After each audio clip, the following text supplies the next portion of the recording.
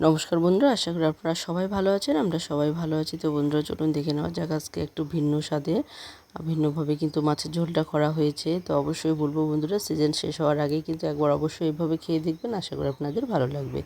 তো চলুন দেখে নেওয়া যাক কীভাবে রান্নাটা করেছি। প্রথমে কিন্তু মাছগুলোকে ভেজে নিতে হবে। তো দেখুন এখানে কিন্তু আমি লোহার কড়াই বসিয়ে দিয়েছি। তো যে কোনো জিনিস আপনারা ভাজা করুন না কেন, সেটা যদি লোহার কড়াইয়ে ভাজা করেন সেটা স্বাস্থ্যসম্মত হয়, আবার কিন্তু ভাজাটাও বেশ ভালো হয়। তো বন্ধুরা দেখতে পাচ্ছেন এখানে অনেকটাই তেল দিয়েছি। এই তেলের মধ্যে কিন্তু সমস্ত মাছগুলো আমি এক এক করে ভেজে নেব। তো দেখতে পাচ্ছেন এখানে একটা মাছ দেওয়ার পর যদি আরেকটা মাছ আপনারা উল্টে পাল্টে নেন, তাহলে কিন্তু দেখবেন খুব সহজেই কিন্তু মাছগুলো একটার সঙ্গে একটা লেগে যাবে না, আর খুব সুন্দরভাবে ভাজা হবে।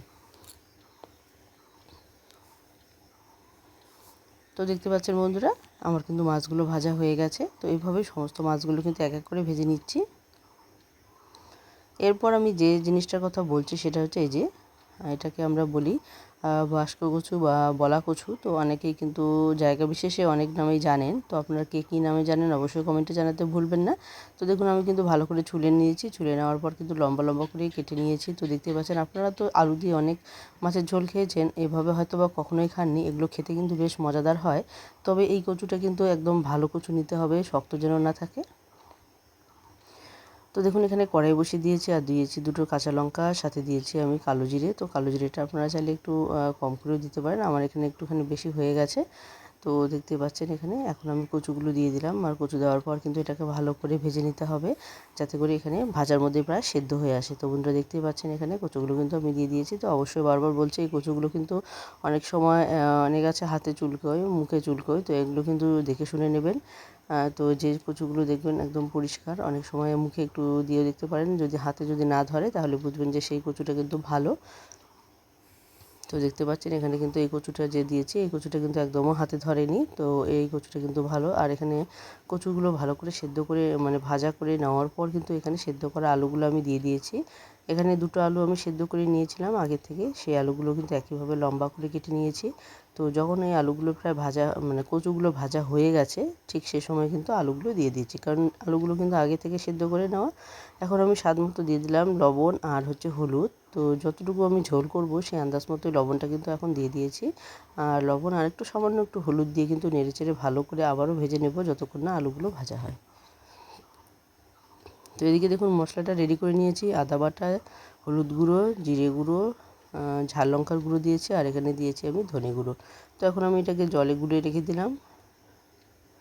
এদিকে আলু আর যে কচুগুলো আছে সেগুলো কিন্তু ভালো করে নেড়েচেড়ে ভেজে নিচ্ছি। তো দেখতে পাচ্ছেন এখানে লবণ হলুদ দেওয়ার পরেও কিন্তু ভালো করে ভেজে নিতে হবে, যাতে করে খুব সুন্দরভাবে ভাজা হয়ে যায়। এতে করে কিন্তু স্বাদ অনেকটা বেড়ে যাবে। তো বন্ধুরা দেখুন এখন যে মশলাগুলো জলে গুলিয়ে রেখেছিলাম, সেই মশলাগুলো কিন্তু দিয়ে দিলাম। এতে করে কিন্তু কষানোটা ভালো হবে, আর বাড়তি যে কচুগুলো যে ছিল সেই কচুগুলো কিন্তু পুরোপুরি সেদ্ধ হয়ে যাবে। তো বন্ধুরা দেখতে পাচ্ছেন এখানে কিন্তু কচুগুলো সেদ্ধ হয়ে এসেছে। আর এখানে দেখুন কষানোটাও কিন্তু প্রায় হয়ে এসেছে, তেল ছাড়তে শুরু করে দিয়েছে। এখন আমি এখানে দিয়ে দেব জল। তো দেখতেই পাচ্ছেন, আপনাদেরকে একটা দেখিয়ে দিচ্ছি। এখানে দেখুন কচুটা কিন্তু খুব সহজেই কিন্তু সেদ্ধ হয়ে গেছে, ভাজার মধ্যে সেদ্ধ হয়ে গেছে, বাকিটা কিন্তু কষানোর মধ্যেই সেদ্ধ হয়ে গেছে। তো দেখতেই পাচ্ছেন বন্ধুরা, এখন এখানে দিয়ে দিতে হবে জল। তো আপনারা যেরকম ঝোল খাবেন সেই আন্দাজ মতোই জলটা দিয়ে দেবেন। তো দেখুন এখানে কিন্তু পুরোপুরি তেল ছাড়তে শুরু করে দিয়েছে। এখন মোটামুটি পুরোপুরি ভাজাটা হয়ে গেছে, কষানোটা। এখন আমি এখানে দিয়ে দিচ্ছি জল। তো আমি যে আন্দাজে লবণটা দিয়েছি সেই আন্দাজ মতো কিন্তু জলটা দিয়েছি। জলটা কিন্তু একটুখানি বেশি করে দিতে হবে, কারণ যে কোনো রেসিপি আপনারা যদি ঝাল করে ফুটিয়ে নেন, তাহলে কিন্তু এটা খেতে বেশ দুর্দান্ত হয়। তো বন্ধুরা দেখুন এখানে 2-3 মিনিটের মতো ভালো করে জাল করে নেওয়াতে কিন্তু ঝোলের জলটা অনেকটাই কমে এসেছে। এখন আমি ভেজে রাখা মাছগুলো দিয়ে দেবো।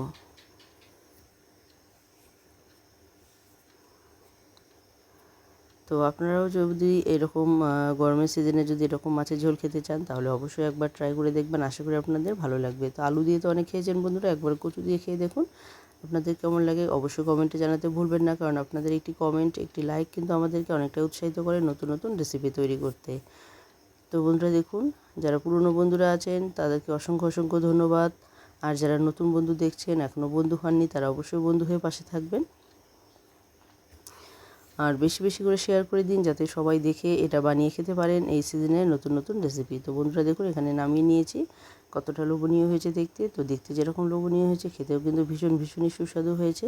তো বন্ধুরা আজকে এখানে শেষ করে দিচ্ছি, আবারও চলে আসবো নতুন কোনো রেসিপি নিয়ে। ততক্ষণে সবাই ভালো থাকবেন, সুস্থ থাকবেন, বাই।